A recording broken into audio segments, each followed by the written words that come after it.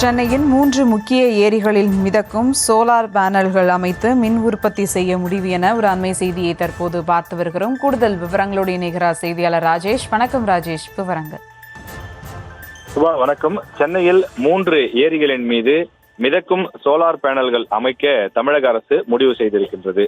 அதாவது பூண்டி, புழல், செம்பரம்பாக்கம் இந்த ஏரிகளின் மீது மிதக்கும் சோலார் பேனல்கள் அமைப்பது தொடர்பான விரிவான சாத்தியக்கூறு அறிக்கையை தயார் செய்யுமாறு தமிழக அரசு உத்தரவிட்டிருக்கிறது.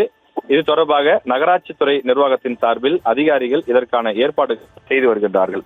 இந்தியா முழுவதுமே தற்போது பெரிய ஏரிகள், அதிகமான நீர்ப்பரப்பு இருக்கக்கூடிய இடங்கள்ல இது போன்று சோலார் மூலமாக மின் உற்பத்தி செய்யக்கூடிய திட்டம் நாளுக்கு நாள் அதிகரித்து வருகின்றது. தூத்துக்குடியில் கூட இது போன்ற ஒரு பெரிய திட்டம் இருக்கின்றது. இது தவிர பல்வேறு மாநிலங்களில் இது போன்ற விஷயம், மத்திய பிரதேசத்தில் கூட இந்தியாவின் மிகப்பெரிய சோலார் பவர் பிளான்ட் இருக்கின்றது.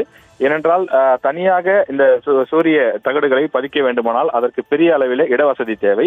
ஆனால் நீர்ப்பரப்பை பொறுத்தவரையிலே அது காலியான இடமாகவும் அதிகமான அந்த வெப்பத்தை கிடைக்கக்கூடிய ஒரு இடமாகவும் இருக்கக்கூடிய காரணத்தால் அந்த நீர்ப்பரப்பின் மீது சோலார் தகடுகளை அமைக்கக்கூடிய சூழலில் அதிகமான மின் உற்பத்தி கிடைக்கும் என்று அந்த ஆய்வு அறிக்கைகள் கூறுகிறது. எனவே அந்த அடிப்படையிலே சென்னையிலும் பெரிய நீர்ப்பரப்புகள் இருக்கின்றது, ஏரிகள் இருக்கின்றது.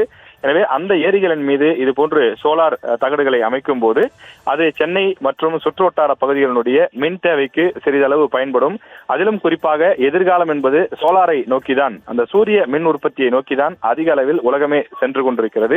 எனவே அதற்கு ஏற்ப சென்னையிலும் இந்த முதற்கட்ட முடிவெடுக்க தமிழக அரசு அதற்கான சாத்தியக்கூறுகளை ஆராய்ந்து நடவடிக்கைகளை மேற்கொள்ள உத்தரவிட்டுள்ளது.